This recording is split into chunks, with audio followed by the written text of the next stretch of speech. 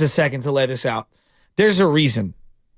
The Giants moved west, and baseball was the best sport at that time, at the time when they moved, right? Like it legitimized sports on the West Coast, but the Giants moved west, and they've always felt like a, non-champion until recently, right? Obviously, the last decade, they won those championships. They were always like the bridesmaid, never the bride. And then the Warriors clearly moved west as well. And they never won anything outside of 1975.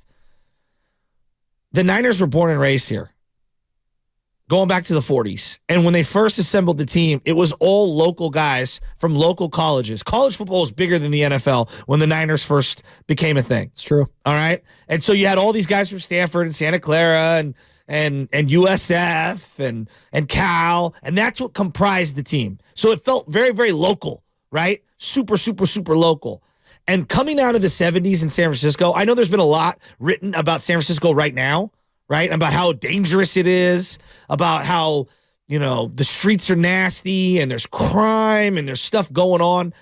Like, amp that up with assassinations and stuff that you had with Harvey Milk, George Moscone. There was a lot of stuff going on in the city at that time. The hippie movement dying out the way that it did, like, the city had a really negative connotation. And when the Niners won, it galvanized the area. It galvanized the city. Again, being the first team born and raised here. Football meant something different. It was the first real massive dynasty on the west part of the Bay. I know the A's had their little dynasty. They're not little, but they had their dynasty run in the 70s. One of the greatest of all time, yeah. 3 in a row. But when the Niners won what they did, 5 in a 14-year span, 13-year span, they became the marquee team, the marquee franchise. And so, to not get back there, it's been very difficult. And they've been really successful. And then, obviously, I think this is a big part of it. The Giants not winning all throughout the 80s and the 90s. The Warriors not winning until, the 2010s. The Niners had like a 40-year run there with the Raiders moving down to L.A. and then coming back. And like a 40-year run where they were the kings. And that everything was benchmarked by what the Niners did. I think the fact that L.A. didn't have a sports team during the 90s created the fan base to be bigger and bigger and bigger. And so instead of just being Northern California, it really felt like California, right? Because there are so many LA fans. Yeah. So many. Again, I told you about the Raiders thing. And I think the Raiders not being here, moving. It hurt a lot of fans. Hurt my dad. Yeah. Right? Who grew up a Raider fan. Raiders, and now what is he? He roots for the Niners now. He does. Kind of hurts me. I call him a fair weather. I call him a fake fan to his face. I'll do that during Christmas. Love you, Dad, if you're listening. Fake fan? He is. He's not a real fan. That hurts. My mom and Dad's first ever date was a Raiders game. Can't be a Niner fan now. Come on. Can't come back from that. But do you see, like, the Niner thing just means something different? It just means more. It does. There you go. It's the SEC over here for you. And you know what? It just means something different. And, like, we have a long legacy of quarterbacks and great coaches. And I feel like I'm watching one of the great coaches in Kyle Shanahan. I don't know where he'll end up stacking up when it's all said and done. I mean, when he finishes out this contract, he will have been here longer than Bill Walsh. Which is crazy to think, right? And then Bill Walsh obviously won all that, the West Coast offense. But you know what? I'll give Shanahan this. He is one of the best offensive minds in the game right now, as was Bill Walsh back then. Maybe not to the level of the ingenuity factor, obviously, because the game was just so getting into the forward passing game at that time. But right now, what he's doing with the mixing and the matching, with the skill position players, all the wide open space, he's so, it really is. Let's have a Shanahan conversation real quick, because I know I teased a Brock Purdy comp, and it all paid off. Don't worry. He is playing like a guy that doesn't get enough credit that he deserves, kind of like another Bay Area superstar around here. Real quick, Joe Shasky, it is a Warriors game day brought to you by Xfinity, the Xfinity 10G network made for streaming live sports. Download the free Odyssey app and listen to 95.7 The Game wherever you go, and thousands of other stations. Hey, get some Christmas stations right now. I'm into the Christmas music heavy. We can have some Christmas rejoiners today too, Johnny boy. You can catch every Warriors game live on the app, along with all the music and the news Bay Area needs. Catch amazing interviews you missed too, like when Steve Kerr joined Willard and Dibbs last week. Baldy in 8 minutes. Go ahead, Joe Shasky. Well, no, you said Bill Walsh and the coaching tree, which was, I mean, it's comprehensive. It's unbelievable, right? Like, whether it's Sam Weish, whether we're talking about Dennis Green, whether we're talking about Mike Holmgren, George Seifert, I mean, you got obviously Pete Carroll was a part of that staff at one point. You've had a lot of different people incorporate his offenses throughout the league. I feel like I'm watching it at even a more rapid rate with Kyle Shanahan. I mean, think about Kyle Shanahan's coach tree. And I know, like, Walsh's started here in San Francisco and it branched everywhere. Andy Reid is a part of, quote-unquote, Bill Walsh's coaching tree. Yeah. Kyle Shanahan's goes back to Washington, technically, with his father. Yeah, so I guess it's technically Mike Shanahan's coaching tree if we want to get deep Kyle into should get it, a lot of credit.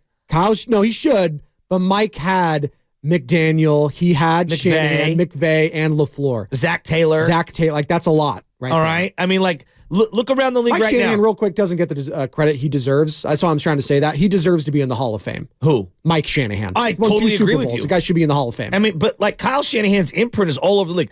Look at the Houston Texans. Coach of the year.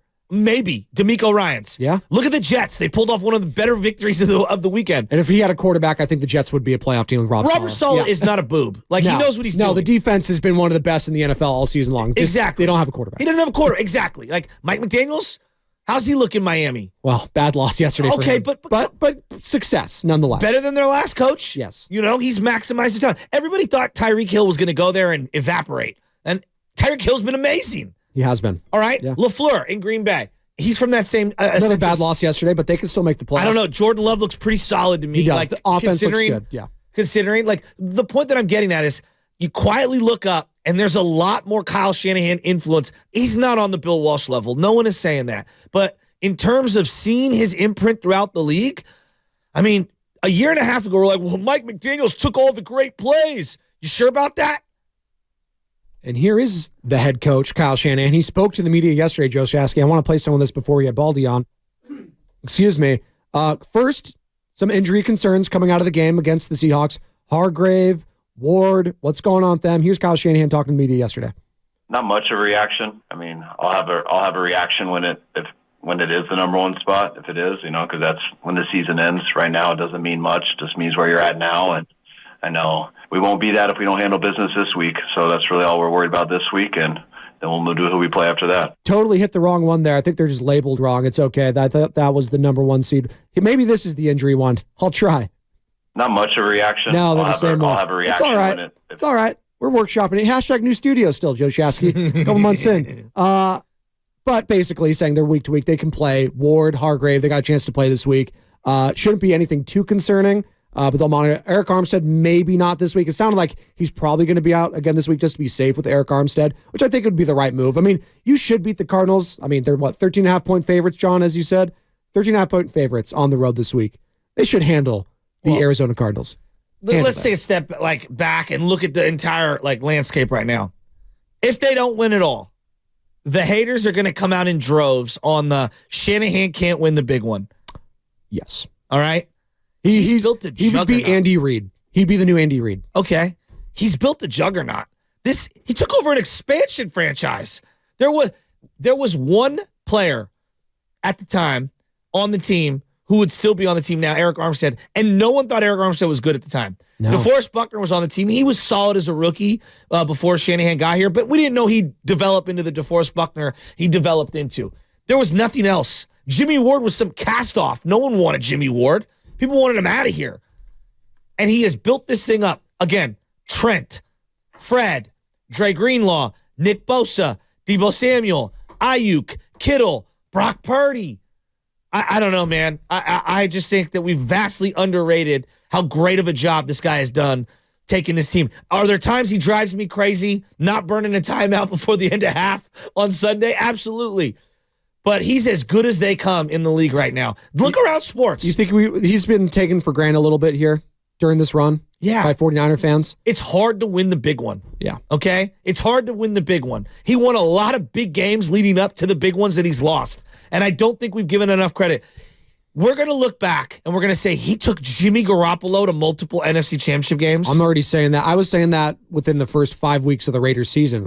You're a Raider fan, yeah. Kyle Shanahan took this guy to the Super Bowl, and I've been watching all of it. And I know the injuries are a part of it. It's a new offense. It's an old offense for Jimmy, but he's getting back into it. So there's a lot of it. But Shanahan's ability to clearly maximize talent that might not be there to begin with, it's pretty incredible. Hell, Nick Mullins is getting a job now. Nick Mullins might be the starter for the Vikings and be a playoff team going forward. You know why Nick Mullins has even thought about being in the league and being a starter?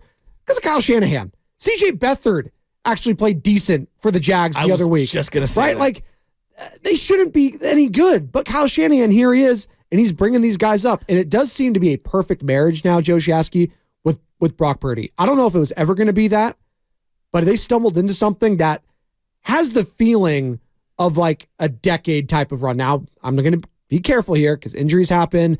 We thought that with Jimmy early on, like, oh my God, they've won 5 or 6 straight, whatever it was, at the end of the season. They were amazing. They were awesome. And then he gets hurt, and then everything kind of falls to the wayside. I know they get the Super Bowl, but that relationship was never there. I think I'm going to give Shanahan some credit here too, because I think he learned from how his relationship went with Jimmy Garoppolo, and it's been a lot better with Brock Purdy. Whether that's communication, whether that's pulling him to the side, like there's not that level of frustration he had with Jimmy on the sideline there. And I think that's some growth for him, and I'm going to give him some credit for that. Because I do think that at a time, there was a good relationship there with Jimmy and Kyle. And then it's dissipated for whatever reason, both sides maybe to blame. But I think Kyle looked at that and he's like, I can't do that again. If we need to win a Super Bowl, I need to have a good relationship with my quarterback. No matter, like, there can't be this level of stress, me ripping him on the sideline, any of that. That just can't happen. Look at the greatest of the greats. Even if they're not offensive minds, Brady and Belichick.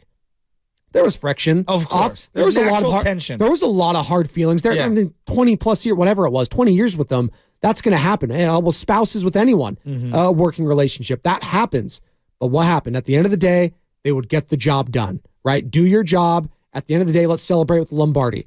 It kind of has that same feeling early on with Brock Purdy. I'm not saying they're Brady and Belichick. I'm not saying that. But the relationship clearly is there when it comes to Brock Purdy and Kyle Shanahan. Think about him like 4 or 5 years ago, how much he's evolved, Kyle Shanahan, in terms of just his philosophies.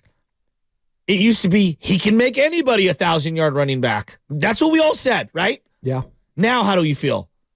He pivoted off that, and he's like, no. I'd rather have the stable, like not the stable. I want the fresh horse, right, of the Kentucky Derby. I want what was this? Was my horse Seabiscuit? Oh, yeah, that's what I want. Sorry, I was trying to do a horse racing reference. I like that. That's a deep cut. My dad was big in horse racing. You went Preakness on me, and I was like, Preakness, the Kentucky. No, but he wants Seabiscuit. He doesn't want some middling donkey running down there. I mean, and then like the quarterback thing, like, oh, he has zero patience, and I subscribed to this at one time. I feel like he's been more patient this year than he's ever been. He's been more relaxed this year than he's ever been. He's been